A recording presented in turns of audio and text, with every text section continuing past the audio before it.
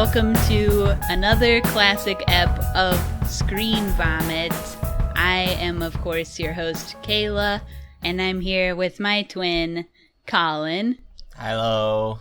And we normally, historically, were a podcast that only covered movies that are currently in theaters. However, as we all know, theaters have been closed going on 6 years now, and potentially carrying on into the future for who knows how long. So, yeah. Since quarantine, we've been doing special eps of just movies from the last 10 years that you can find streaming. And we've decided that since quarantine is maybe the rest of our lives, we're just going to make this who we are now. How about that?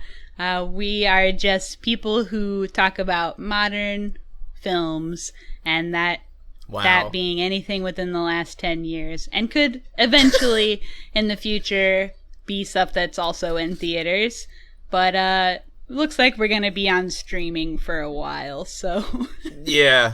Are we going to get any good movies, VOD, like new releases? Like... That Batista movie just came to Amazon Prime. Okay, My Spy? Yeah. You're talking about... Okay, it's the same movie that The Rock was in. It's the same movie... Okay, it's the same thing as Tooth Fairy. Mm-hmm. It is the same thing as Hulk Hogan's Mr. Nanny. Love it. Been done. Yeah, except now it's actually somebody who is cool. Duh. Okay, are you gonna pay to see it? It's on Amazon Prime. I don't have to pay to see it. But, no, who would pay to see a movie? Only a true maniac.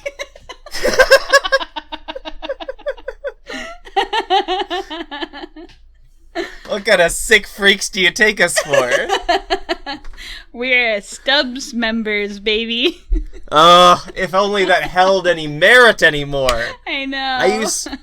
Every time, I'm sure I've mentioned on this podcast, when the little clip would run at the movie theater, thank you to our AMC Subs members. I would do my due diligence, I would stand up, I would clasp my hands together, shake them about in gratitude and ceremony, and say, bow. Thank you. Yep, I that is me. I am a AMC Stubbs A-lister. And everyone clapped. Everyone, as they should. It's like when you're at like the orchestra, and they say this song is for all the veterans, and everyone claps. It's the same thing, except I don't get as much. I deserve more. Oh my gosh. Yeah, we're totally spoiled by Stubbs. But anyway, all that being said, this is us now, baby. Take it or leave it. It is. Okay. So, this week, we are fully in depression because we watched the 2011 flick Melancholia. Oh my god. Which you can see. That's me crying. You can watch it now on Hulu, Tubi, Vudu, the other apps that have views in them, potentially. If you haven't seen it already. So I'm going to run through the cast list on this and stuff, but it is a little extensive, so bear with us here. Well, first of all, written and directed by Lars Von Trier, who is kind of a notorious director, although I've never seen anything else he's directed. Yeah, same. But he does have a reputation for creating really devastating, shocking content. And we'll get more into him later.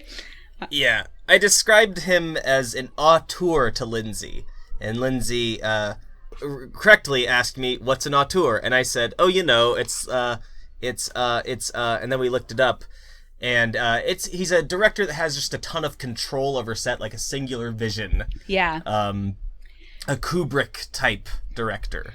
We'll get more into that later because there's actually a whole thing about that. Okay, so the cast list for this. We have Kirsten Dunst. Everybody knows who Kirsten Dunst is. Bring It On. Spider-Man 1, 2, 3. Mm-hmm. I think she's most famous for Bring It On. I don't know, though. Are you kidding me? That's where I first really knew her from. Or Virgin Suicides. That was a good one.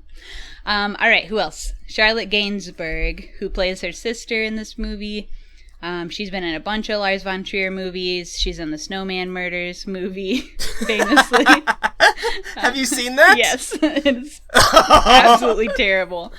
They did an episode about it on How Did This Get Made, and just totally... Mr. Policeman. I love it. Not one, but two Skarsgårds in this movie. I loved it. Hell yeah. So we got classic Alexander Skarsgård, my boy from True Blood. He's also in the Paparazzi music video, Lady Gaga. Ever heard of her?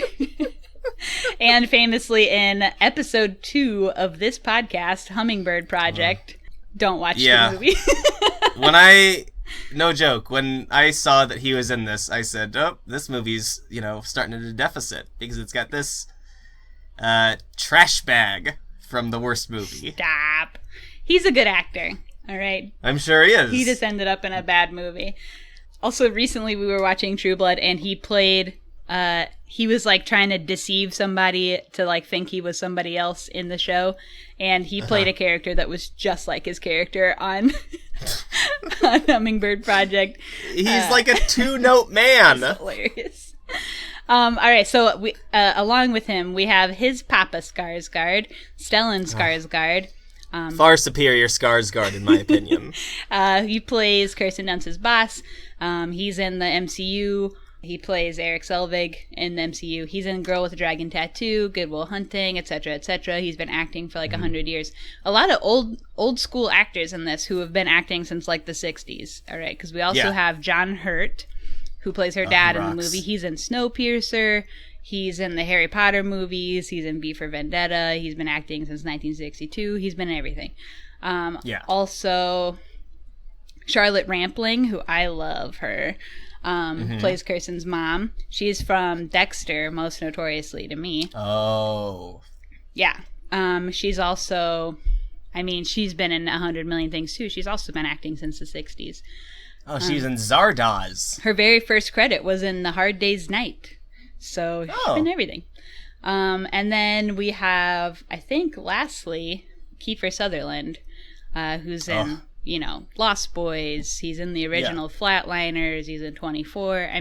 These people. They've been a damn round. And interestingly, the only kid in the movie, is played by actor Cameron Spur, and he's never been in anything else.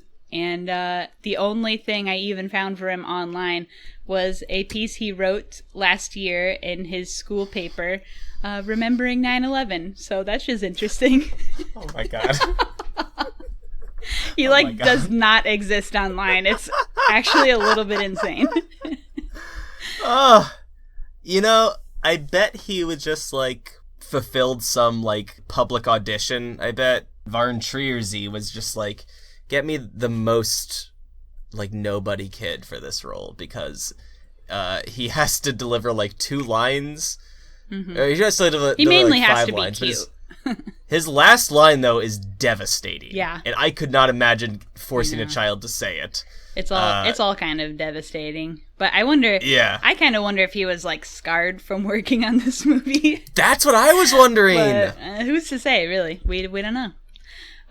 So what's our critic scores here? Critic scores, we're looking at, from the Rotten Tomatoes, we got a 79.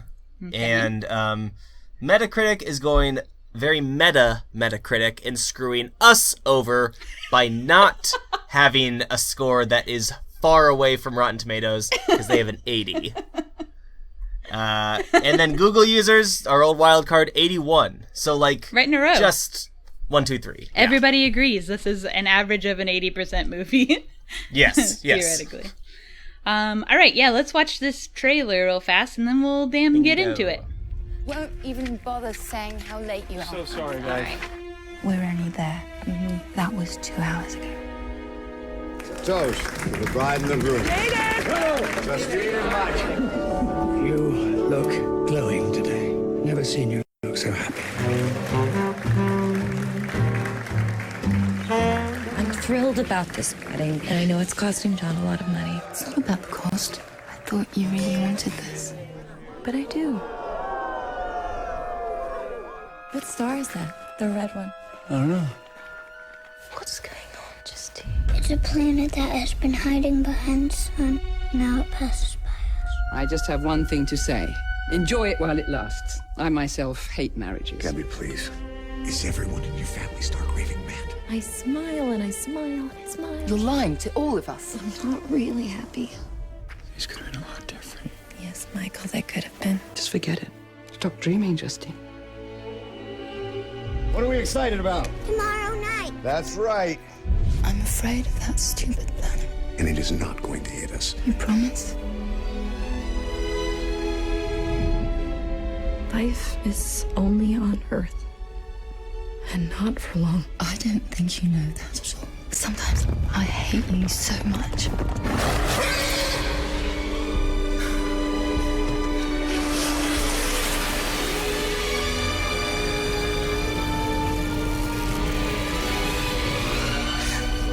Help me, Justine. I want to do this the right way. I'm afraid that the planet will hit us anyway.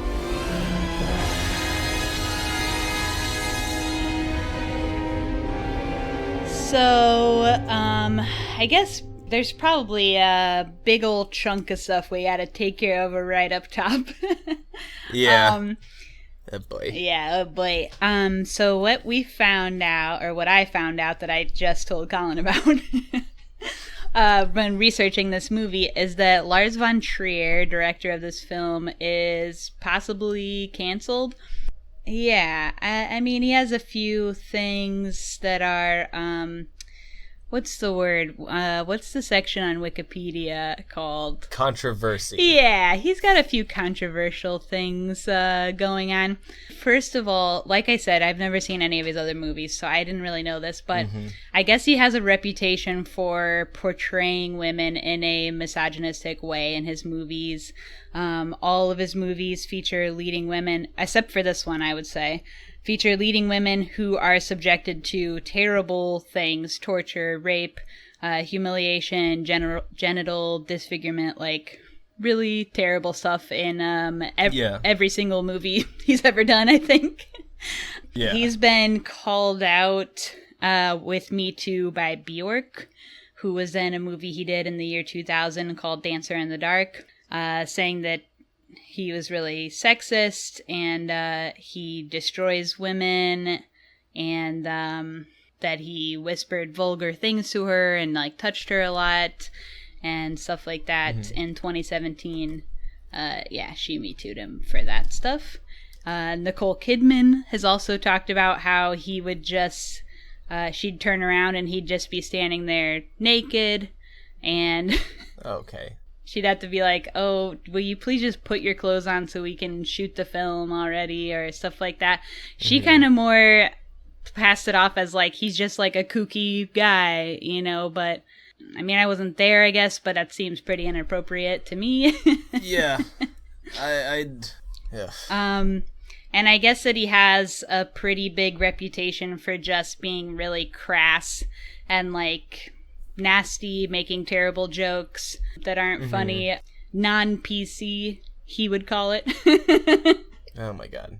But yeah, so that's shit that we learned about this director. There's a little more that kind of more specifically relates to certain things about this movie, so I'll kind of say those when they come up. But, you know, we didn't know that before coming into this. We know it now, but at least now we are telling you, the listener, so you can make your own decision on whether or not to watch this movie or any of his other movies. I probably won't watch any of his other movies, especially learning about some of the stuff that happens in them. Yeah, not, you don't need to. Not into that. So, all right, all that being said, okay, I would say this movie, pretty much the definition of an art film, right? I mean, this is art film through and through. This is the second film in Von Trier's Depression trilogy. So he made 3 movies that all star Charlotte Gainsbourg, who plays the sister in this one. and deal with characters who suffer depression or grief in different ways. The director was treated for depression. He also has several phobias. So it's kind of him just kind of getting out his own experience, basically. So I'm just gonna have a lot to say right up top. Okay. Yeah. I'm So you got the floor. yeah. Sorry, folks. It's gonna be all me for a second. All right. So you kind of brought up that. What did you say? He has like a specific way of doing things or whatever. I called him an auteur. He has a lot of control. Yeah. Yeah, so he actually established this thing called the Dogma 95 in 1995 with another Danish director, which is a manifesto of filmmaking principles by which directors forego props and lighting, post-production, and other technical stuff, sound editing, any other equipment other than handheld cameras, so that they can create films based on traditional values of story, acting, theme, and just excluding elaborate special effects or anything like that. Supposedly created as an attempt to take back power for directors as artists, as opposed to the studio. So, there are 10 rules in his dogma. Okay. Yeah. It's kind of interesting. I mean, I think it's certainly like a vibe. Yeah. And he doesn't follow all of these rules in this movie, but apparently there are 35 movies that are listed that these are followed to a T. But adhere to the Dogma 95. Yeah, but a lot of them are done. So number 1 is shooting must be done on location. Props and sets must not be brought in. Number 2, sound must never be produced apart from the images or vice versa. And music must not be used unless it occurs where the scene is being shot. Number 3, camera must be handheld. Number 4, film must be in color. Special lighting is not acceptable. If there's too little light or exposure, the scene must be cut or a single lamp may be attached to the camera. Number 5, optical work and filters are forbidden. Number 6, the film must not contain superficial action, like murders, weapons, etc. Number 7, temporal and geographical alienation are forbidden. That is to say that the film takes place here and now. Number 8, genre movies are not acceptable. Number 9... Oh, eat my butt. Number 9, it has to be in 35mm. And number 10, the director must not be credited.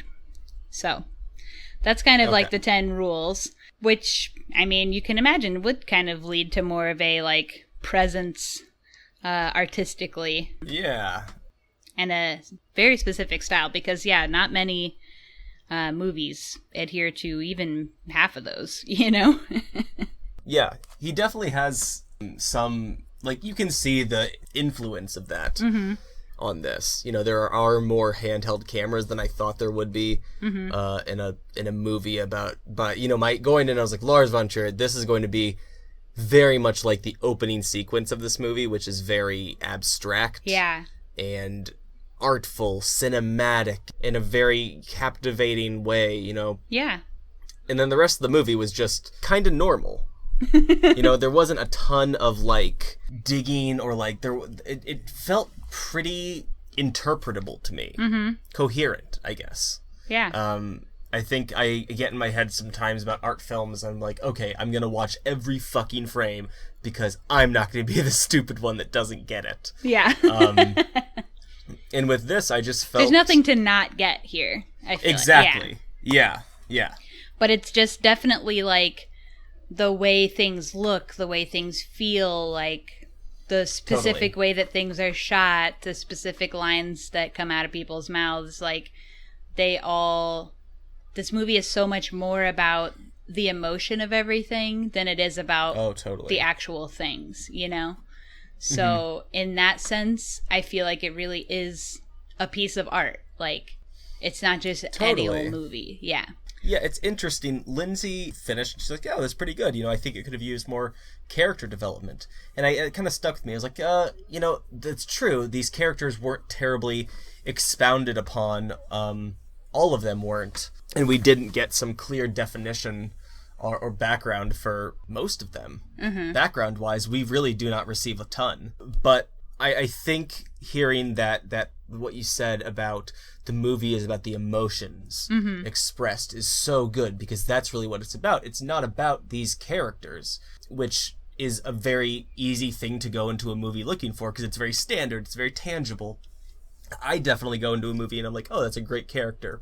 But this is definitely about, like, what is the emotion being portrayed, the feeling, the sentiments being portrayed by these. They're just vessels. Yeah. I mean, this movie, it's part 2 in the Depression trilogy, and I would say that this movie is depression. Like, it is. Okay, did you feel depressed after watching this? Yes.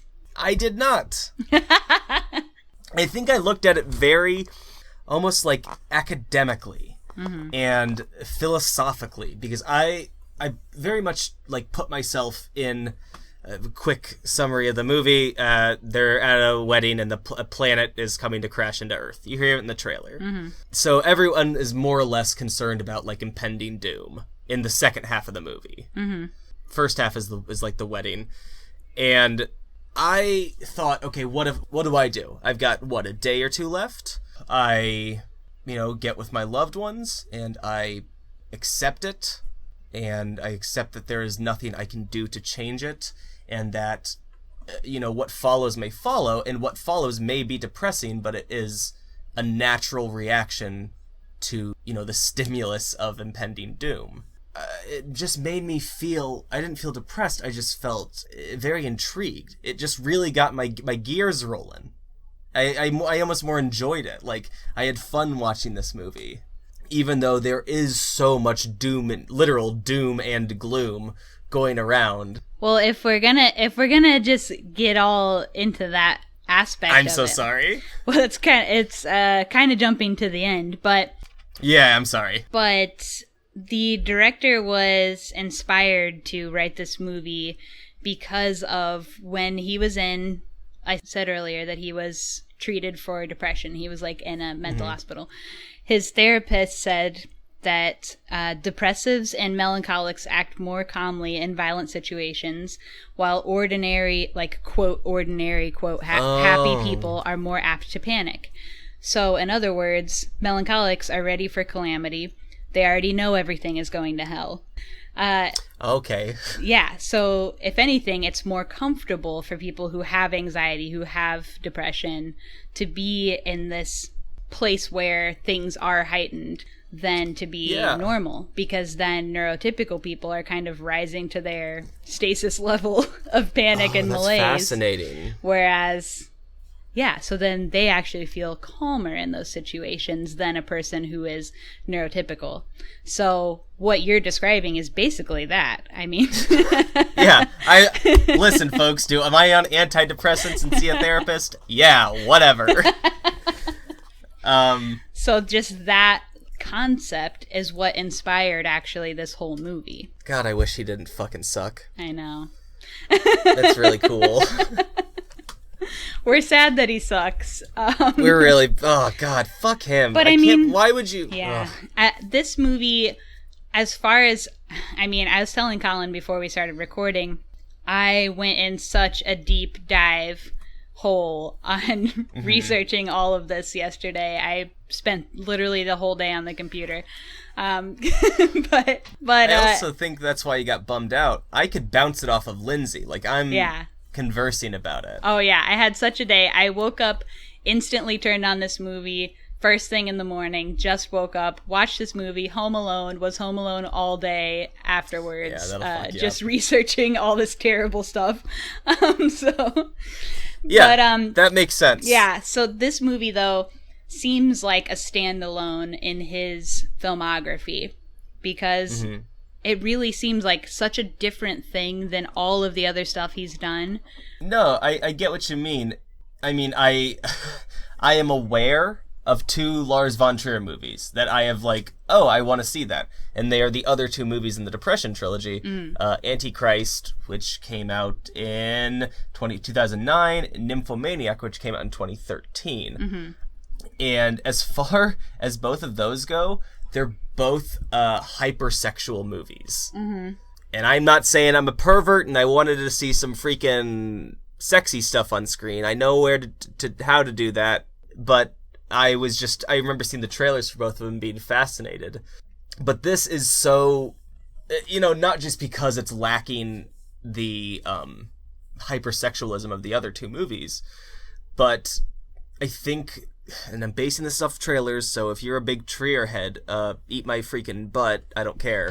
But the vibe I got from both of those movies was like a black, just an endless void, like deep fucking depression. Yeah. This was like a Melancholia.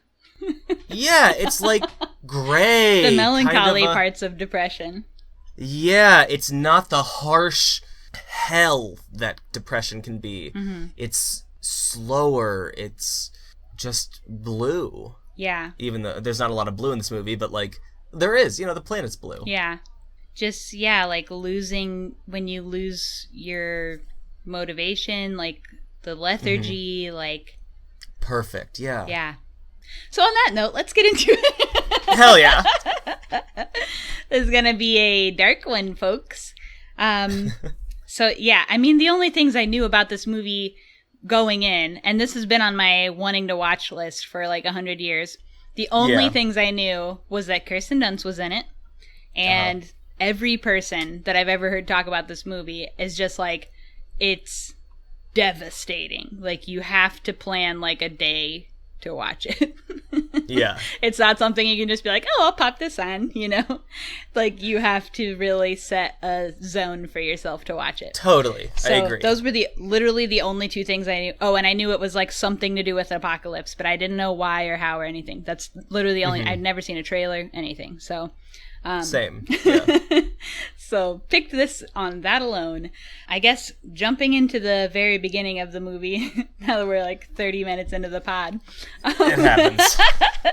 It does happen. Classic us. You kind of mentioned the way that this movie opens. We have like 8 minutes of just a slow motion sequence of like basically a preview of everything that happens in the movie, but just kind of shot in a more artistic, overly dramatized way. But it's real beautiful, like rich colors, like very dramatic orchestral music, which is actually one of the things that I have to bring up about the director on this music. So like the music in this movie, it's extremely noticeable. It's extremely noticeable. Like you notice it in the trailer. We just heard it. It's very like swelling, orchestral, like big music. It's like an obvious choice. And it is Wagner's prelude to Tristan and Isolde. Okay. There are some associations between Wagner and Nazism. Yeah. And so Wagner is a little bit controversial. Hitler was a huge fan of... I actually think it's... What? Wagner. Whatever. Yeah. Look, I am American, baby. Also, I don't know if I should trigger warning Hitler. I don't know. Yeah, you might as well. Trigger warning Hitler for the next 1 minute, probably. Hitler was a big fan of Wagner and would play his music at Nazi events, even quoted him at some of his events. And during the Cannes Film Festival, where this movie was being shown, Lars Von Trier was asked about choosing this music for his movie. And he made a bunch of jokes about how calling himself a Nazi, saying he empathized with Hitler, things like this. And this just kind of goes back into where I said he has a reputation for being non-PC. Yeah. He has apologized for these statements. He, has said, clearly I'm not a Nazi. I was just telling a joke. Which, after watching the video myself, which you can find the video of this, it's on YouTube. I kind of agree that he seemed like he was joking, but it's like not really a funny... Come on, man. Not a funny joke, And like the whole cast was up there with him, and they were all obviously like so uncomfortable. Doing the collar tugging. Kirsten Dunst leans over and like says she like kind of, you can't tell what she says, but it's kind of looks like a, like, let's drop this one, buddy. Move away from this, please. Let's leave here and go watch Spider-Man 2. Yeah, and then after it's over, you hear her say, Lars, that was intense, dude. You hear her say it into the mic. But anyway, so he made a bunch of jokes about being a Nazi. Hey, great. Which, yeah, love to hear that. He was also banned from the remainder of Cannes for that year. Probably declared a persona non grata by the festival organizers, and it was the first person to be banned in the history of the festival. So there's that. Ugh. All right. Great. So that's just interesting. Like we said, we didn't know any of this shit before. We didn't know. So we can't be held accountable for that. And we're doing our diligence and at least acknowledging it here. We do try not to pick movies that have people we know are baddies in them. Yeah. But we didn't know about this one. So. Is what it is. Is what it is. I already watched it. Yeah. All right. So. In this, like, very dramatic opening scene, we also see Earth collide with another planet. And that's the end of that opening, like, over-dramatized thing. We finally hit the title screen, like, 8 minutes in. And then we get part 1, Justine. Justine is Kirsten Dunst's character. Now we're getting into, like, the real here and now of this movie. So... Totally. Basically, the whole movie takes place on one location, this big-ass castle on a golf course. They don't really say where it is, do they? Not globally. We don't know. Right. I think I read that Lars Von Trier has a phobia of flying, like a really intense phobia. So he shoots all of his movies around... like Denmark or like countries that are like drivable distances to that area. Like he's never been to America. He's never been to America. No, never been. He's not missing out. Well, I like America sometimes. Oh my god! Oh boy! Fucking cancel us already.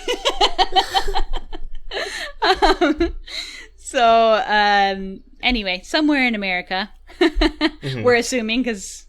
Wait, no, half of them are British, so I don't know. Oh boy. Who knows where the fuck we are? TBH. Never acknowledged. Yeah, okay. That is... Ooh. Why is Kirsten Dunst have an American accent? Her father, British. Mother, British. Sister, British. I know, I was kind of thinking about that. And I don't have an answer. I don't think. I bet it's just... We're supposed to just overlook it and be like, yeah, it doesn't matter. Because it doesn't. You know what? It does a little bit. It broke my immersion. And you know what? I think Penelope Cruz was actually had the part that Kirsten Dunst plays. So. Oh, really? Yeah. Second fiddle to Penelope Cruz. She had like a schedule conflict or something, so. I like Kirsten Dunst better, I guess, than Penelope Cruz. I'll say that, yeah. I like Kirsten Dunst better than Penelope Cruz. I can agree, and especially for this part, I feel like Kirsten Dunst did a really good job at it. She also suffers from depression, IRL. Oh. So, I guess I don't know if Penelope Cruz does or not. I just feel like Kirsten Dunst really did a good job with this. She rocked. Yeah, she did a great job. Totally. Let's see, what else do we have here? Setting up. We talked about the handheld camera a little bit. The style that Von Trier was kind of going for was a clash between... like romantic, grand, stylized kind of thing, and then also like reality, which he hoped to achieve through the handheld camera work. And I feel like we get that. I feel like that really comes through. Yeah. Another thing about this movie is it's almost timeless. How do you mean? I mean, it could be any time. There's almost no technology in the movie. It's not specifically set in any time. And it really could be whenever, I feel like. The only technology you see in the whole movie, I think, is one laptop and a printer. You see internet. Yeah. Well, they have internet on the laptop, but... Exactly. So it'd be like 2000s and beyond. But yeah, and I think at one point... Excuse me, the internet's been around since the 80s, baby. Yeah, but when did everyone fucking start using it? 90s. Okay, well, when did everyone, like, everyone really... Anyway. I had internet in the 90s. You were a baby, yeah, you don't know. I was born in... I remember being on America Online at 6 years old. Okay, so that would have been the 90s, wouldn't it? Yes! I'm just saying I'm not as baby as you think. Yes, you are. I'm not baby. Anyway. Colin's baby. I'm not. Cell phone. That's the other thing they have. When did they have a cell phone? It's a scene where Justine is off camera, but she's calling Claire. And as Claire's like, no, get in a cab. Were they on a cell phone or a landline then? Claire was on a... I don't know what phone Claire was on, but... I can't even picture it. It's a short scene. Whatever it is, I feel like it wasn't noticeable. It was not, Like, no, so often no. in movies that are clearly outdated, you always notice when there's, like, a cell phone that's, like, a flip phone or something, you know? You just always notice that shit. At least I do. And I did not notice whatever phone she was using there, so... No, I ultimately agree with you. Yeah, so either everything else was, like, grand enough to distract from the phone, or it was still relevant or something. I don't know. Yeah, I'm being pedantic here. But ultimately, I think that was a really cool move because it seems like it's sometime in the future. It's, you know, maybe near future, as we love to see. But because they've kind of taken away anything high tech, it really, makes it kind of timeless.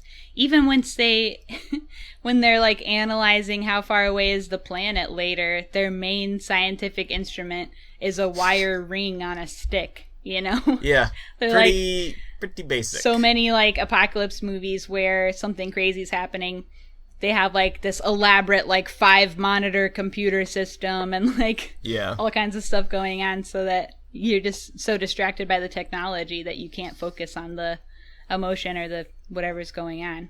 Totally. We never go to a science lab. We never see the scientists. Right. We only even see that laptop one time. Yeah. Yeah, that's interesting. Definitely. All right, so we're popping off with basically Alexander Skarsgård and Kirsten Dunst are on their way to their wedding. It's their wedding night. Part 1 is basically all of part 1 is their wedding night. Yes, and then the next day. Yeah. Yeah. And so they're late to their wedding. Classic. By 2 hours. Or to their wedding reception, at least. And once we get in, I mean, I feel like the whole wedding reception's kind of wild because they're already starting. Oh my God. It's wild just off the bat because they're starting 2 hours late. Like, it's all old people there, basically. It's like, would you just be sitting around? They sit around the whole rest of the night. I mean, they have all these things planned. Boy, I would have gone home, I tell you that. You'd go home? Oh, yeah. Okay.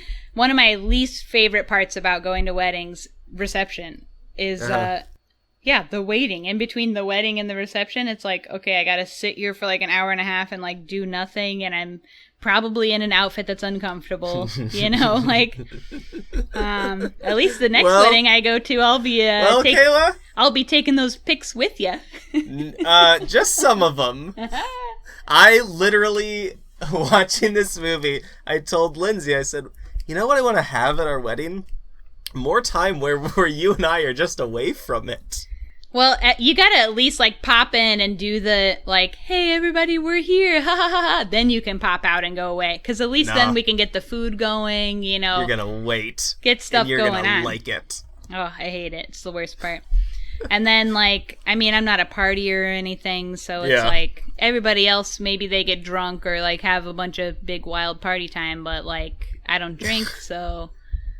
you have no party time. I have no party time. And usually... people who know me in real life know that I have a whole bunch of food allergies, also am vegetarian, so there usually isn't anything I can even eat at weddings, so... Yo, Lindsay and I are both vegetarian. You're covered for ours. Yeah, but I also have, like, an onion allergy, which comes into play a lot of the time. Nah, we'll keep an eye on it. I got allergies, too. Nice. So, yeah, so the reception, I'll tell you, sometimes... is a stinker for me. Totally. This was the most stressful wedding reception since American Wedding. It was so stressful. Yeah. There was so much going on, and this part, I mean, this was like half the movie was this wedding reception, and there's like so much going on. So like, okay, one of the first things that happens is after they get there, we meet her parents, and her dad is stealing all the spoons and like making a big joke about it. He keeps asking the waiter for spoons and like putting all the spoons in his pocket. Like, what's the deal? He's like a big showboat. He loves to be the center of attention. Yeah. And he's making jokes. And to be honest, stealing the spoons is pretty funny, I thought. Yeah. He calls everyone Betty, which is interesting. Normal boy thing to do. And you get, like, everybody making their speeches, all the, like, dumb ribbing that happens in movies at wedding speeches. Oh, my God, the boss. Yeah. Oh, gee, the boss, man. He's something else. He straight up gives her a promotion on her wedding day in his speech. And I could not imagine a more uncomfortable time to receive a promotion. Yeah. Just nice, but I'm not going to invite my boss to my wedding. Sorry, No freaking way. No freaking way, dude. Then her parents... Well, first of all, we got some old parents representation here. OPR. We love it. I mean, I actually looked up their ages because I was like, her parents look like my grandparents. And turns out they are the age of my grandparents. They've both got to be in their fucking 80s, right?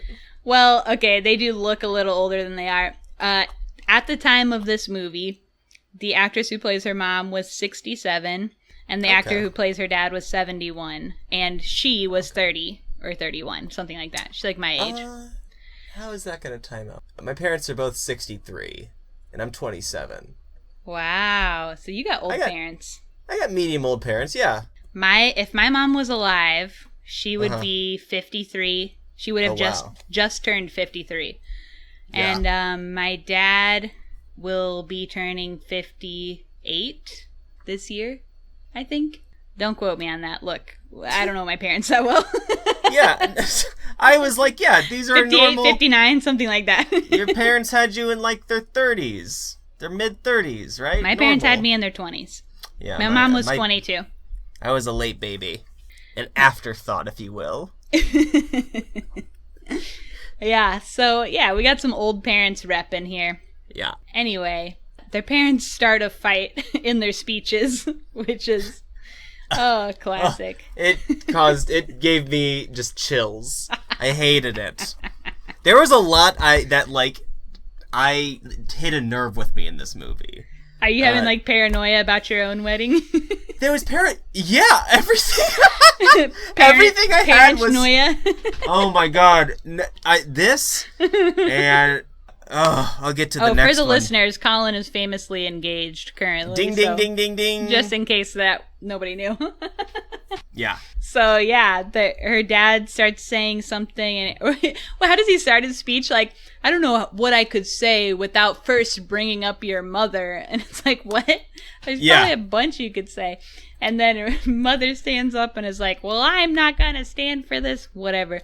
They have a whole fucking fight right there. The mom is wild and is like, marriage sucks. She straight up pops off. Yeah. She's like, the last thing she says, like, is enjoy it while it lasts. She says, I hate marriages, especially when they involve some of my closest family members. It's like, geez, Mom. Slam dunk. So, obviously, this is maybe the first part of this movie, the first incident that leads towards Kirsten having, like, a depressive episode. Yeah. I mean, obviously, who wouldn't be depressed after your mom just stands up at your wedding and is like, fuck this marriage, basically? Yep. So she takes the golf cart around the course and pees on the field, I think. Baller move. Which is interesting. She ends up leaving her own reception, like, approximately 200 times during the night. It's like...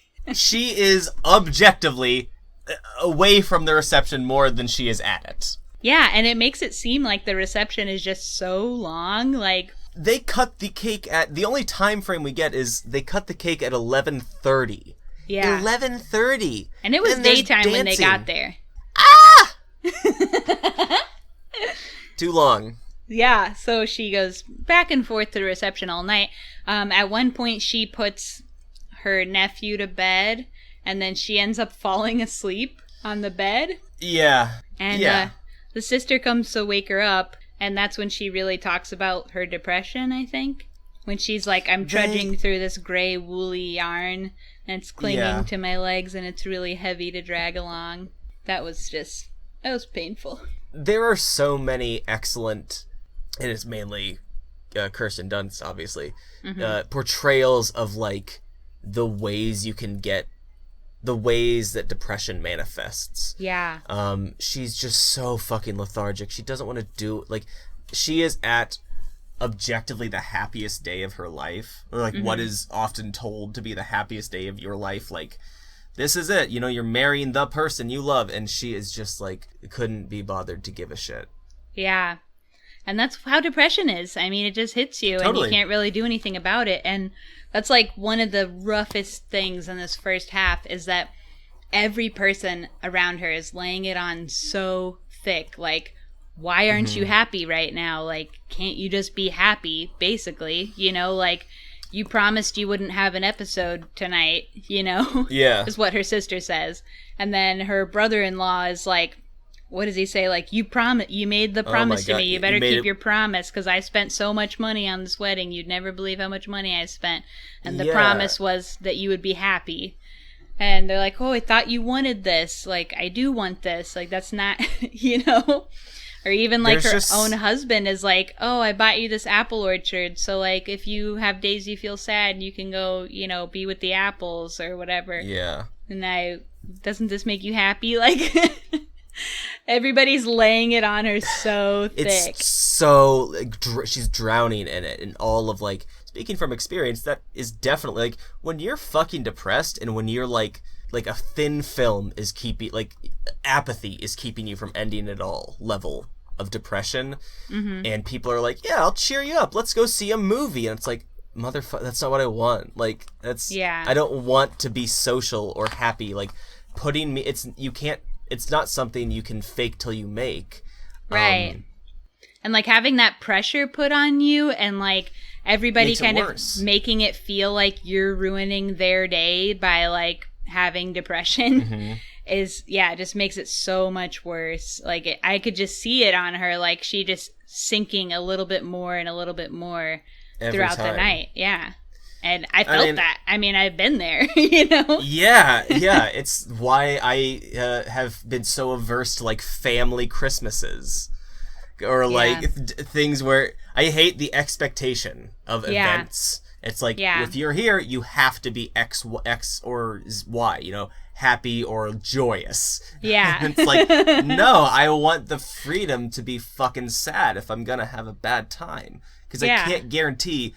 anywhere I go that I'm gonna have a great time. Right. She's definitely drowning in it. It just reminded me of like, I was in 8th grade, my spring break sucked because I was so fucking sad.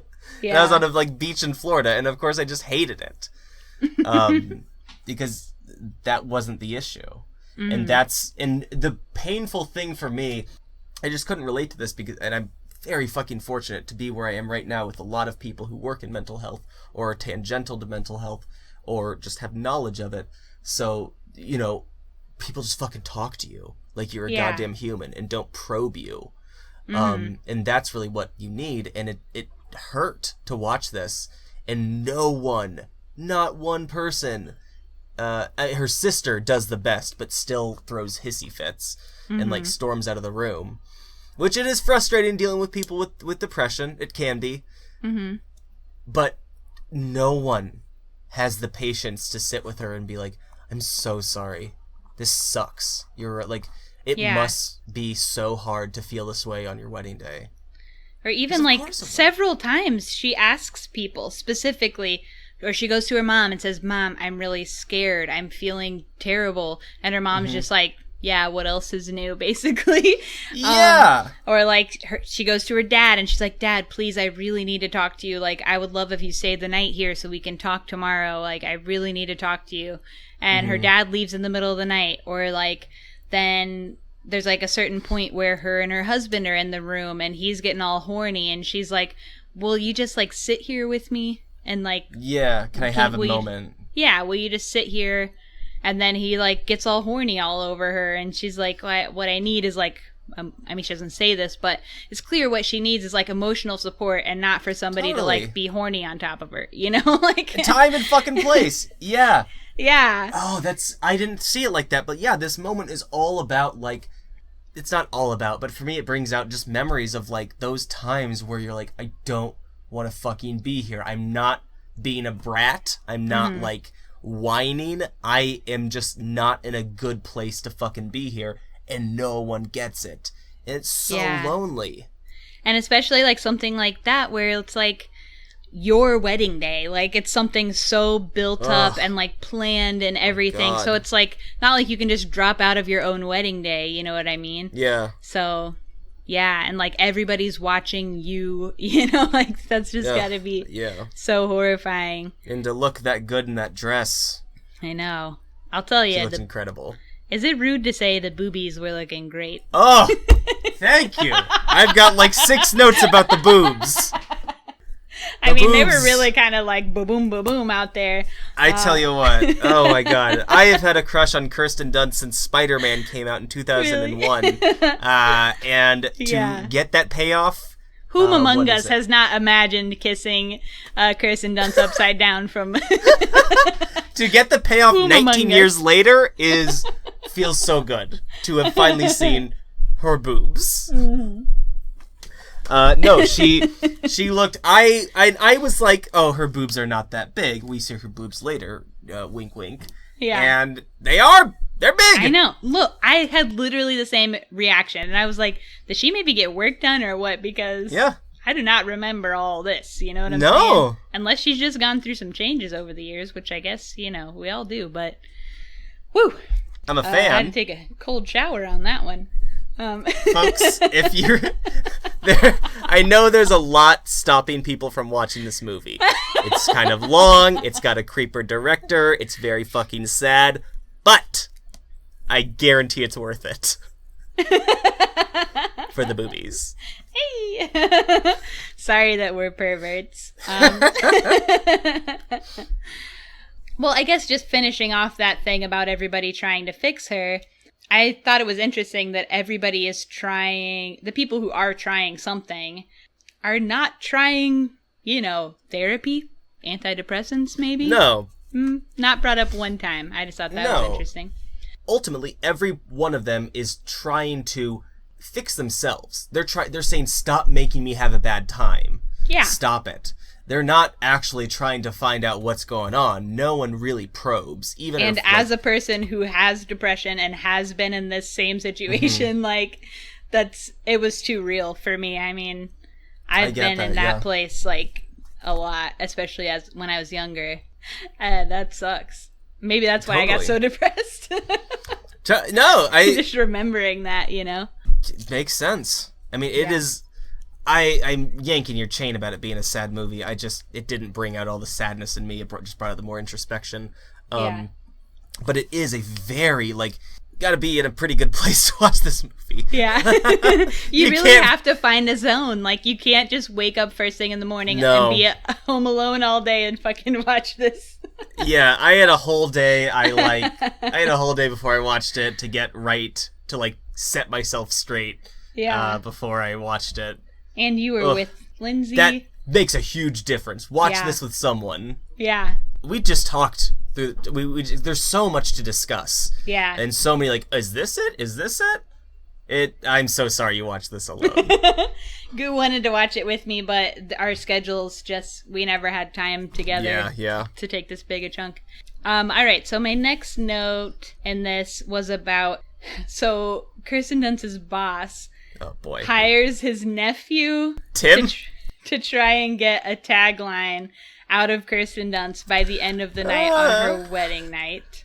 One little fun fact here is the advertisement for which he's trying to get the tagline for is based on an oil painting by Peter I don't know how you say this, Bruegel, whatever. I don't know.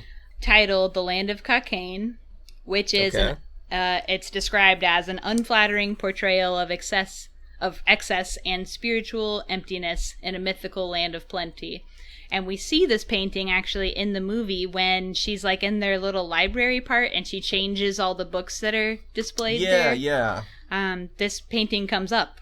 It's like one of the ones that she chooses to display there. Okay. It's kind of like a bunch of men sprawled out on the floor. Yeah. That's what it looks like. But it's representative of spiritual emptiness when you are in a land of plenty, you know? So Oh, there it is. Yeah. That's kind of just interesting that the advertisement that she's meant to come up with a tagline for is based off of that. So that whole like side plot is bonkers, by the way. It gets very sad to me. All of that, yeah. Very sad, very bonkers. But going chronologically, we're still at the wedding night. We have the part where her husband's trying to fuck her. Instead of being emotionally supportive, she runs away from him. So she runs away from him trying to fuck her and then instantly runs outside and tackles the boss's nephew. Tim. And fucks him, like, instantly on the ground. Okay. That was the other thing that really struck a nerve with me.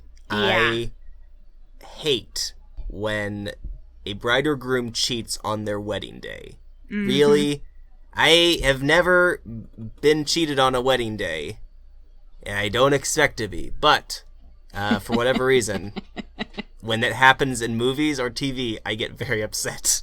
It's like you just made this vow like 5 minutes ago. You can't wait till tomorrow? You made this vow for the rest of your life, and you got to do this the same night? Are you serious? Come on! You got years to do this. That almost every other moment, like I'll say 90% of the movie, I'm pretty able to empathize with Kirsten Dunst's character. Yeah. This time, Yeah, it's also like, was this dude just walking around hard or what? Because, like, as soon as she pushes him down, she's also fucking him. It's like, yeah. What's the deal with him? I don't know. I'm sure, look, if you're telling me. We don't have to get into it. If you're walking around a golf course at night and Kirsten Dunst comes up in a wedding dress and pushes you down, you're with not those going to boink? bazongas? You're telling me you wouldn't? Oh, I would. Oh, yeah! Boing. Colin, don't be nasty. Welcome to horny screen vomit after dark. I don't know. Horny vomit? I don't know. So right after this, though, she also quits her job in a real epic way, which rocked. That did rule. And then her husband leaves, which sucks ass. Like, okay, you're not even... he basically, like, breaks up with her right then and there. And it's like... It's the same thing. Like, you just made this vow to me for the rest of your life. Like, 5 minutes ago, you were saying, you're so lucky to, like, be so in love with me and blah, blah, blah. And you're just gonna, like, leave me when I'm depressed? No, that sucks ass. What's the deal? It was... You just bought the apple orchard. Yeah, like 30 minutes later, I was like, wait, where did Michael go? Did Skarsgård just dip?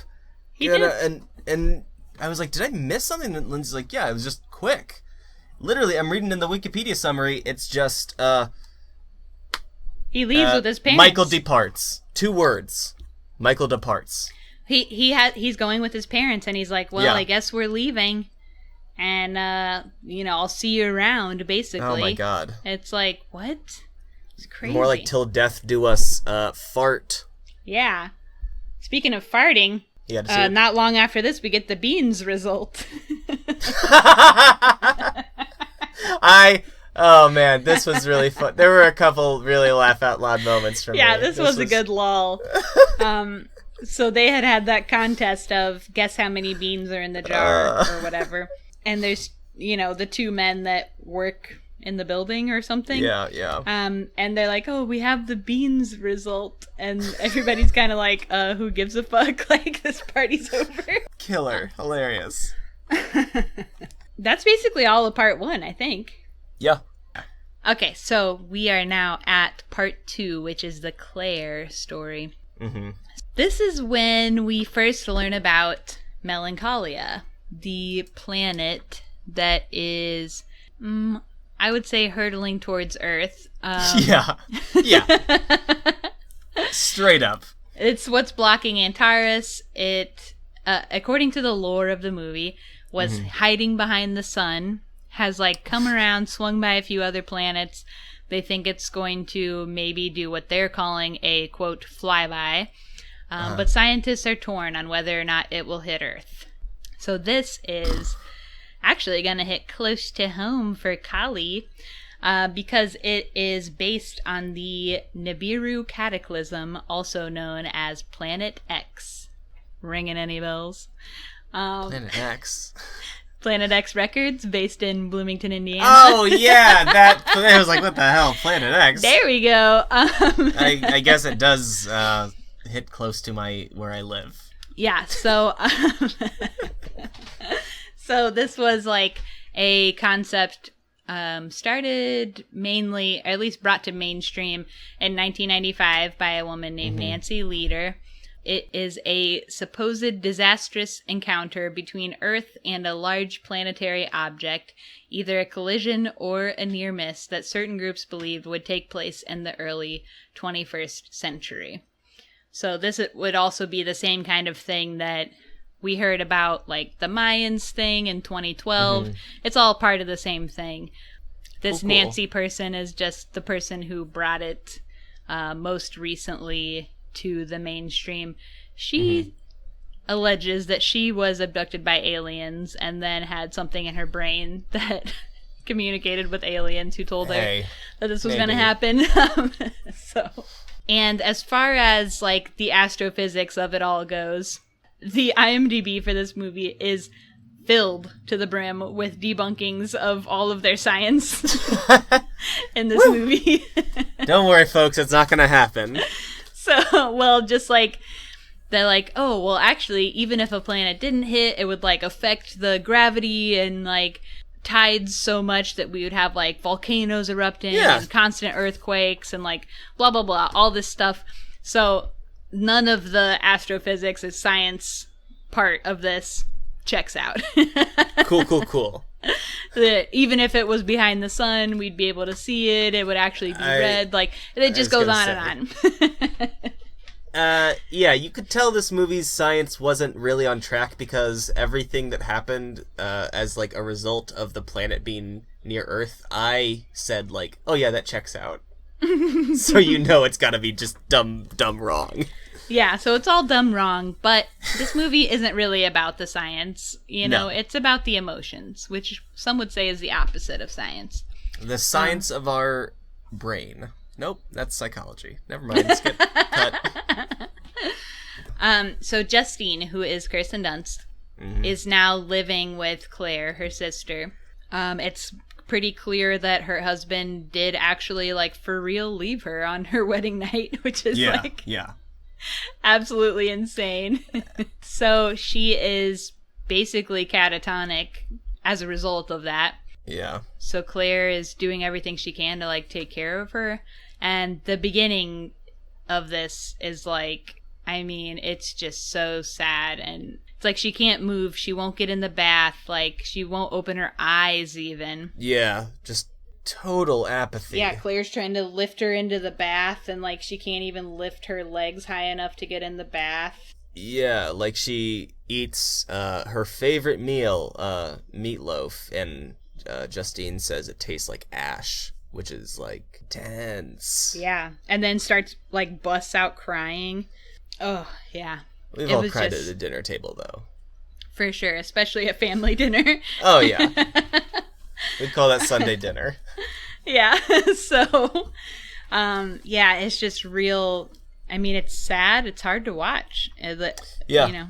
Again, I mean, Kirsten Dunst's performance is so real. It's not caricature. It's not like a caricature.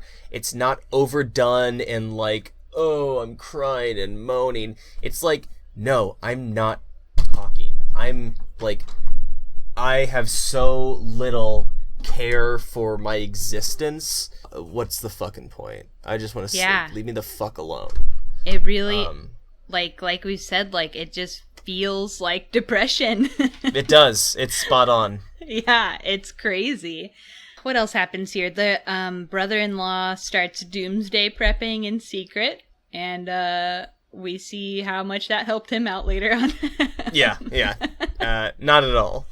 Not at all. He is filthy rich, and it appears as though none of them have jobs. And they're all just at home all day, every day.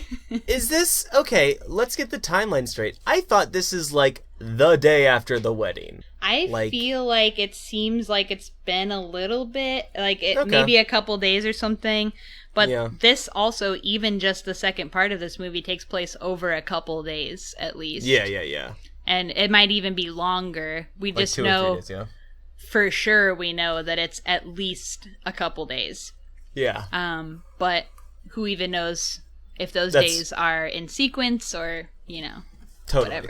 Kind of goes back to what I said at the beginning. It's like this movie is so timeless. Like, yeah. I mean, I meant it in a different way earlier, but it still kind of applies. Like, you don't really know how much time is passing. It also doesn't matter. Yeah, it doesn't matter. But also, one could argue, if you're in a depressive state, you also don't know how much time is passing. Boom, so. yeah. It's a yeah. Yeah. I was so just thinking you also don't know what day it is or how much time has passed or who even cares. Yeah, it's in service to the movie. Mm-hmm. So that's cool.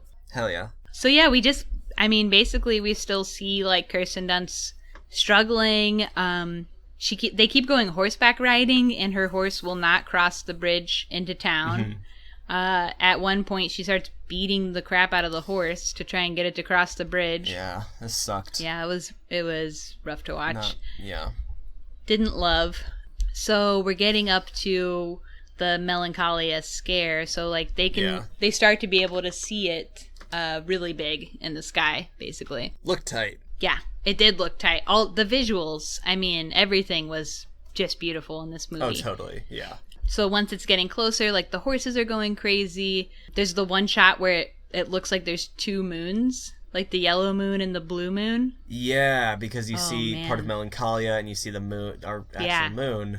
It was so cool. And it's like, it was so wild to me. I was like, why is this cooler than what Star Wars did in, like, A New Hope, where Luke is looking at 2 suns? It's like, oh, because this is like done. It's framed.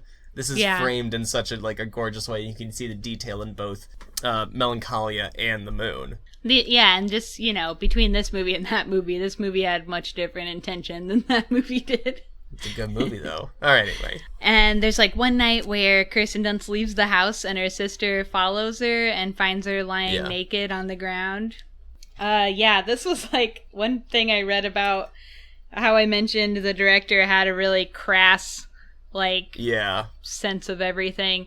He allegedly kept calling this the beaver shot and making lots of jokes about how there's more beavers in the river or something. Why, man? That's not even good. I know, it's bad. That's, like I said, he likes to be edgy and non-PC, and it's actually not funny. Edgy, or, like, it's just boring and hackneyed. I know. Kirsten Dunst was like, by that point, I was so desensitized to, like, oh, that's just, my God. He just talks like that and says shit like that, and I was just like, okay, yeah, whatever, it's the beaver shot. Man, I bet Kirsten Dunst is cool as hell. Hell yeah, I bet she is. I wish I knew on the pod. More about her. Yeah. Kirsten, if you're listening, hit us up. Come on the pod. Anytime, baby. Yep. Also, sorry for talking about your bazungas earlier. I am so sorry. We would never talk about them to your face unless you wanted us to. Oh! So that was just, she's feeling herself. That's cool. Next scene, sister on the computer. This is the one scene with the computer. And she puts into a search engine, death, which we love to just Google death.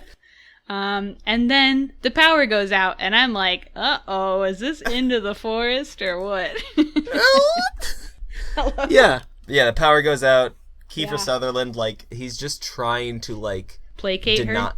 Yes, like he himself knows that there is a chance the planet can hit, but he doesn't want her to stress out. So he's just like, nope, there's no way. Everyone who says that it's gonna hit, they're bonkers. They're dum-dums. Yeah. No way the planet's gonna hit us. Which, like, I don't know, has its time and place, but it's not. Yeah, but there's also something to be said for being able to prepare for something like that. Totally, Rather yeah. than not only have it be sprung on you, but then also to find out that your husband was lying to you at the same time. Yeah, it sucks. It's a lot. It's bad. It's wrong. He's the wrong one. Mm-hmm. So yeah, this whole time he's been saying, there's no way, there's no way, there's no way. So the sister, I mean, this is why she's so, like, skeptical, because she kind of probably feels that there maybe is a chance, you know? Yeah. So that's why she's Googling about it.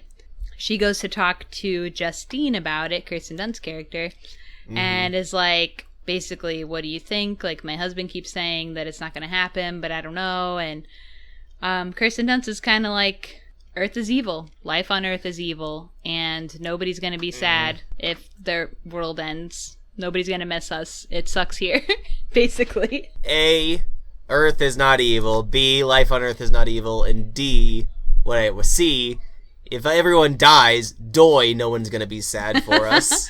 Well, I think she meant just like, because she was saying like there's no other life, and if there was, they wouldn't miss us.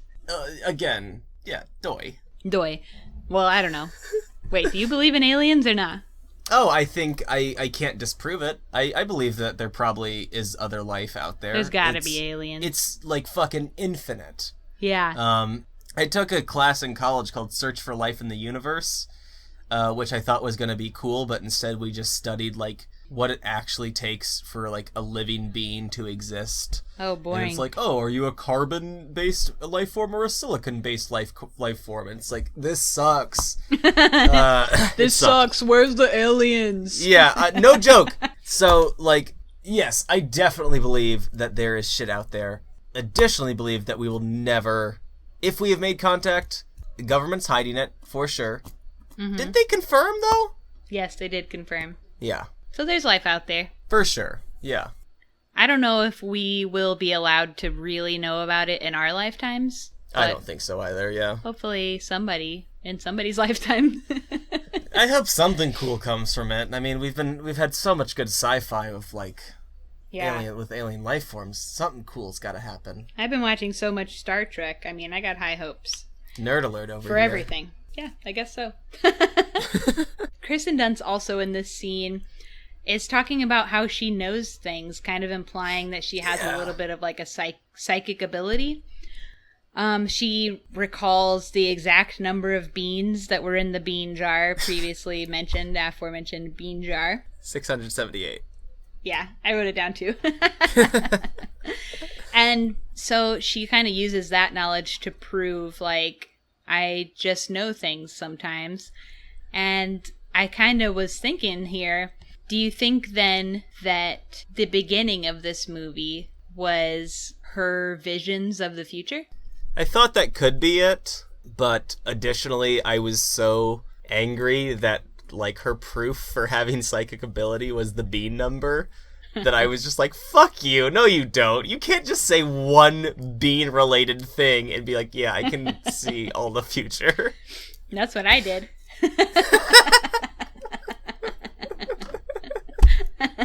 So, no, I bean facts.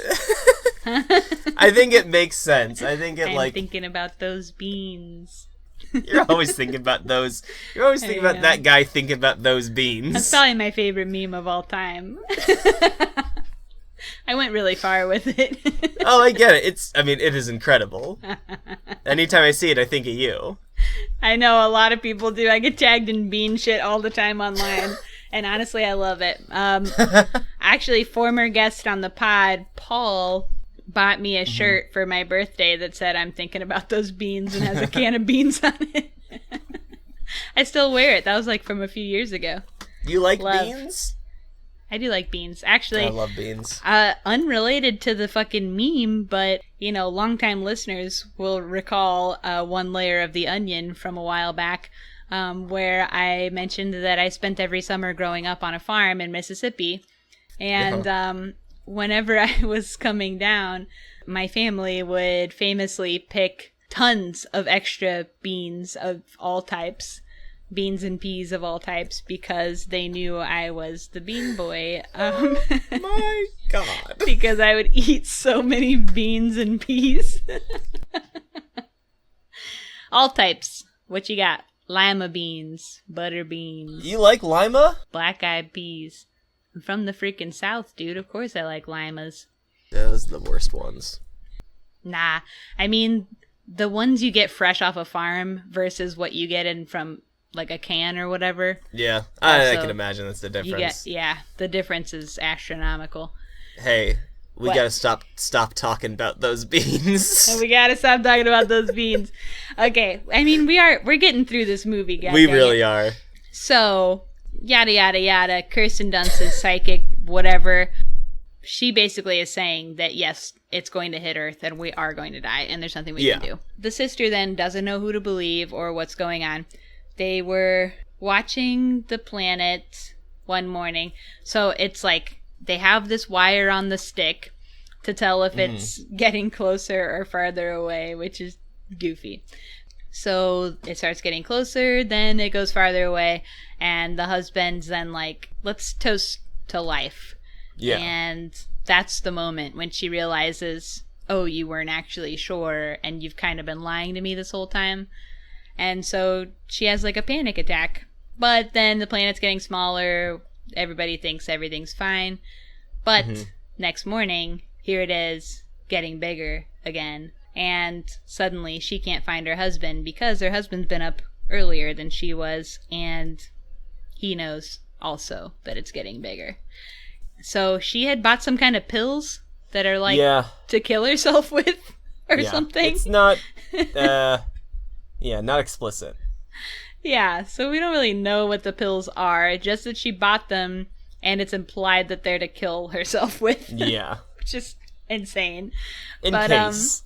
So she can't find her husband. She is looking everywhere. Then she notices the pills are missing. And then she asks Kirsten Dunst if she's seen her husband, and she says no, but I was just listening, and it seems like the horses have calmed down because the horses have been going bonkers for days. Yeah. So she's like, oh fuck the horses. Then she goes in the stables, and there he is. I don't know why Ding, ding. that calmed the horses down. They love a human presence. I love a dead corpse to calm me down. Just whatever kind. Yeah, they're not picky. So she sets the one horse free. But even the horse doesn't ever leave the property. Nobody ever leaves this property. None of the main people do. Yeah. Which is kind of crazy. So yeah, I mean, she's basically realized that the planet's getting bigger and bigger, and it's inevitable. It's gonna happen. It's gonna crash into Earth.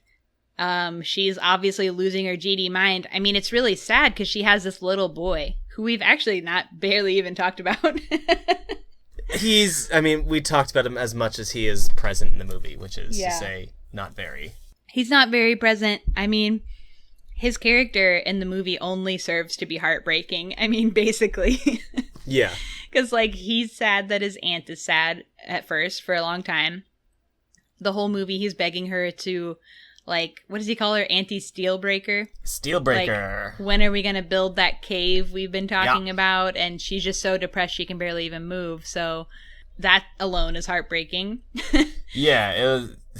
And then, like, when it turns into, like, the world's going to end and the sister is like, what about my son who's just, like, a little kid and now he's not going to have a future and blah, blah, blah. Like, then that's heartbreaking.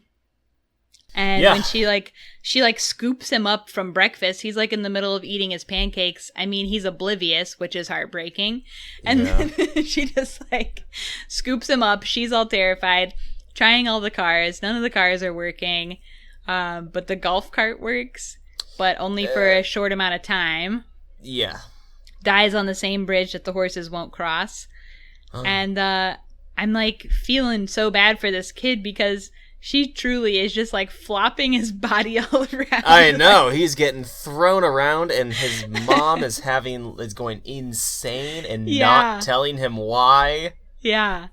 And like, what's she gonna do? You know, like, you can't go anywhere. Where are you gonna go? Yeah. Yeah. What are you gonna do? Drive off flat Earth or what? Yes. Look, obviously, it's like, it's just like... She's just losing you'd it. go crazy. Yeah, you'd lose it if you found out that the Earth was going to blow up like that. Yeah. Tons of people would go cuckoo bananas, so like... Not cuckoo bananas. Yeah, and like, she's just tossing this little kid around. The cart dies, so she just grabs him, and she's just like running around with his body like flapping around everywhere. And he just takes it. Yeah, and they've already mentioned that it's cold outside, and he's just like in his pajamas, and it's hailing. Yeah. And then now they've also left the golf cart, so they're just like sitting in the field while it's hailing on them in the cold for a while. Oof. But eventually she gets back to the house at some point. Also, another thing is, like, through the beginning of the movie, the brother-in-law hammered in a whole bunch that there's only 18 holes on this golf course. But when she gets back to the house, we see hole 19. And according to the director, this is limbo. Oh.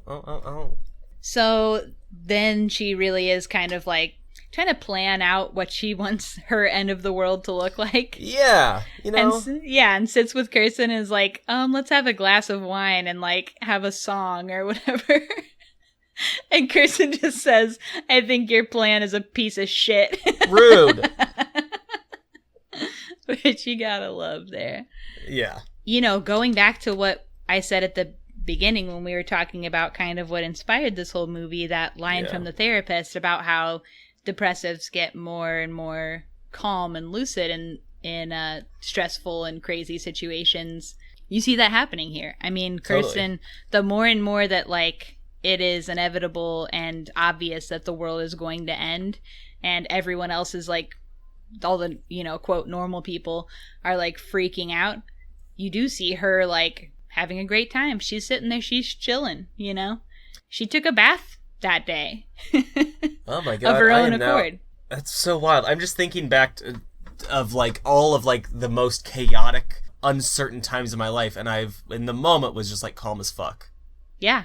Like, got fired from my job. I remember I just like, I'm gonna go get a 6-pack and lunch then, and just have a nice day then. I don't have to work, so let's go have a nice day. Yeah, there was like a line in this movie, Drugstore Cowboy. I don't know why this has always stuck with me. Something to the effect of like, the big things I can handle. You know, the breakups, like the terrible, awful things I can handle. It's the broken shoelaces that have got me hooked. Which meaning like it's the little things that send us into a tizzy. Yeah.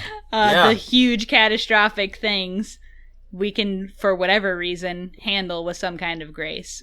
Yeah. Huh.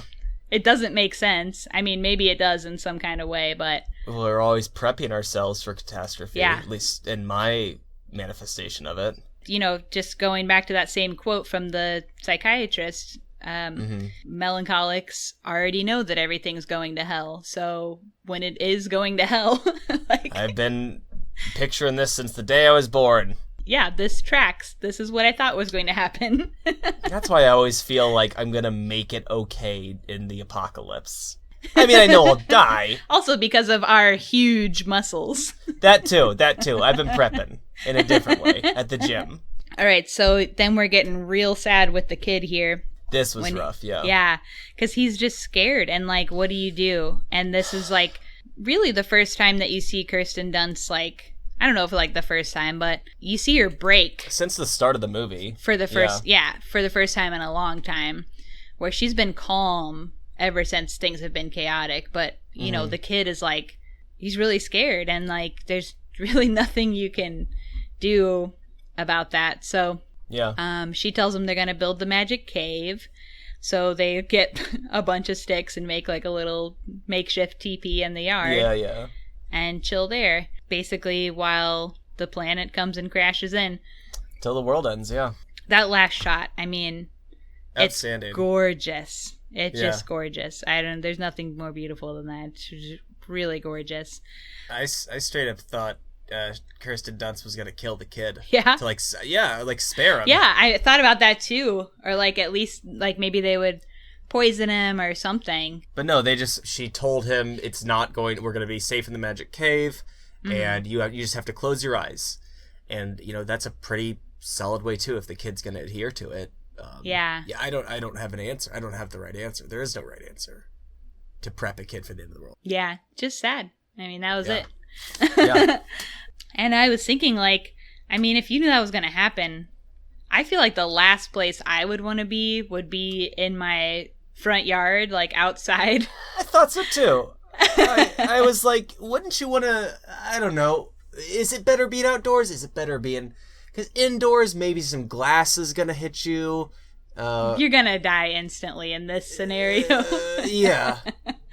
There's no, like, suffering going to happen. The whole earth is crushing in, Here's a little, because we see at the start of the movie, and obviously the science in this movie is doo-doo bunk, as we know, but Melancholia is bigger than Earth. At least I think that's how it's shown.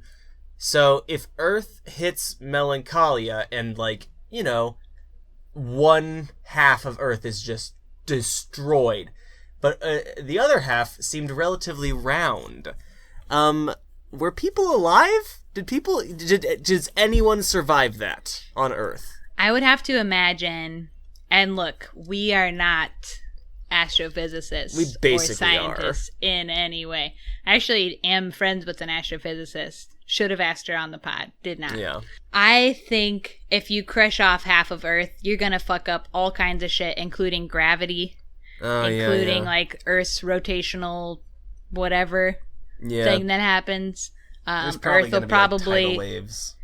Well, what I imagine would happen would probably like start spinning around like crazy until everybody's dead. Yeah. And like shooting through space at like crazy speeds, maybe light on fire anyway. So ideally, you're on the side of Earth that gets crushed. Yeah, I'd say so. I mean, either way, I feel like you're going to die pretty fast. Just one way might be a little more scary than the other. Yeah. Yeah, I mean, that's roll creds for this flick. And the beginning of the credits are dead silent after the end of the movie was the huge swelling orchestral music. I mean, that music really played such a part in this movie. Totally. It made the scenes. Yeah. I mean, it was awesome. Despite the I did a quick Wikipedia on Wagner, the composer, and he has a whole section titled Anti-Semitism. So he's he's a boy. Yeah. So not great. Not great. But the music is pretty. Yeah. Oh boy. What else is there to say about it? Anything? Should we go straight into ratings? Yeah, it's just, it gives you, I mean, like, if you watch it, if you're going to watch it intently. I mean, it's just, there's so much here to chew on. When I think what I was perplexed by was that I wasn't sad when the world ended at the end of the movie. I was just like, I have so many questions about how I would handle this and why did they handle this way, and yeah, that's it. Yeah, the actual the act of the world ending is not what made me sad about this movie. Yeah, exactly. Besides that, you felt sad for the kid, I guess. Yeah. Just watching Kirsten Dunst's character and just her personification of that state was the depressing part to me. I feel like, and the ways that other people reacted to her being in that state as well. Yeah, the fact that the world was ending did nothing to me. Who gives a Could give a shit less. Freaking C+ planet anyway. Yeah. I think Earth's all right. Yeah, I don't know. Never been any other planets, so I haven't either. But Earth as a objective, I like it. It's the one we got. It's like an old clunker that you drive. For now. Old Steady Eddie. Yeah. So, let's go. What do you rate this out of 5?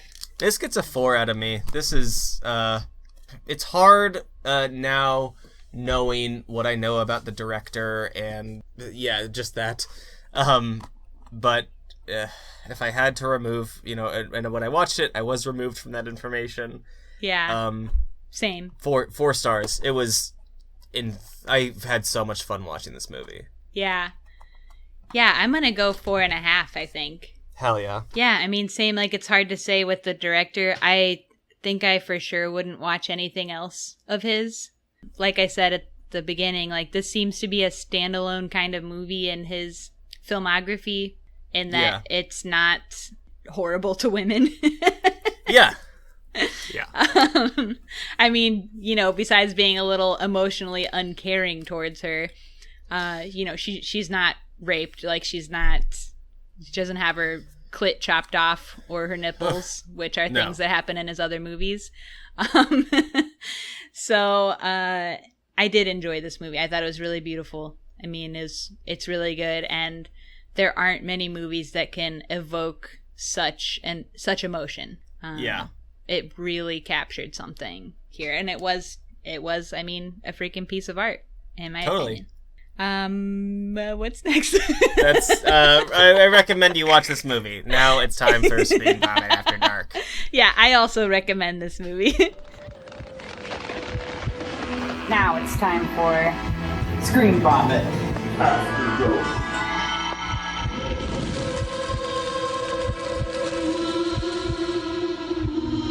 Colin, what the F have you been watching? I had a freaking boys' weekend. Lindsay was out of town, so I had the whole TV to myself to choose the shows. I watched 2 new things. I watched The Hunt, which came out in 2020. Okay, yeah, I've heard of it. How was it? I loved it. Really? I had a really fun time with it. It's been on my list. It's fun. It just really depicts liberals as snooty, and like I think it skewers them really well, and it's basically just like they are hunting Trump supporters. It's pretty like explicit in that. Yeah. I don't think they say Trump, but like they are hunting conservatives, like redneck conservatives. I remember that movie was supposed to come out basically right at the same time that the theaters shut down. Yeah. And it had been on my list for forever. I really wanted to see it. And it's got what's that guy's name in it? Ike Barinholtz. Yeah. He's been in a bunch of political stuff here lately. He has. Yeah. I definitely recommend it's worth watching. It's it's bloody in all the fun ways. And then I think the skewering is like, it's not the hottest takes in the world or anything, but it's like, finally, it's refreshing to see something like this come out of Hollywood that's finally like holding the mirror up and not just like masturbatory to liberals. Maybe one day we'll do it on the pod. That'd be fun. I'd do it. And then I watched an old 80s horror called Hide and Go Shriek, which Nice. was fine, and it has a classic 80s trope wherein the killer is killing because he's crazy, because he's gay and maybe into S&M. Oh, sick. Love that. Yeah, just classic, like, what's it called? Sleepaway Camp? Yeah. Yeah, just the hilarious trope of that being the reason. 5 stars. What did you watch? I started watching a new show. So I finished Politician, which was good. I love that show. So I started a new show that one might say is equally as devastating as the movie that we watched. So I've been having a whole time of this last week. What are you doing to yourself? So this show is called I Know This Much Is True. Mm-hmm. It's on HBO. It has Mark Ruffalo playing twins. It also has Juliette Lewis, who we love. Mm-hmm. He plays twins. Okay. It's set in 89, and one of the brothers has schizophrenia, and so he's doing a lot of like taking care of his brother. Like, one of the first things that happens is his brother chops his own hand off in a library. So yeah, it goes from there. Yeah, I don't know how much I want to say without giving anything away. I'm not that far into it also. I'm only a couple episodes in, but it's really, really good. Like, every episode is produced like a movie. Like, it just seems like every episode you're watching a movie. Really good show, but very sad. Yeah. Sounds like it. Very sad. Would recommend. It's on HBO. So that's what I've been watching. Hell yeah. Any more thoughts for today? I'm wiped. Yeah, this is a long one and an emotional damn roller coaster, mainly going downhill. So Yeah. We hope you enjoyed this film. The next movie that we're doing is called The Other Lamb. It looks really good. We have a special guest for that episode I'm really excited about. Yeah, so tune in next week for that. And until then, we want to thank Thin Swimmer for our theme song. And you can find us on Instagram, Twitter, Facebook, Letterboxd, all the things, at ScreenVomit, one word, everywhere. We're also now on Spotify. Send us an email or tweet us with your thoughts on this movie or other movies, or suggest movies. And our email is screenvomitpod@gmail.com. And leave us a little review on your app. Sure, That's just a nice thing to do. That's it for us, folks. Yeah. Thanks. Bye.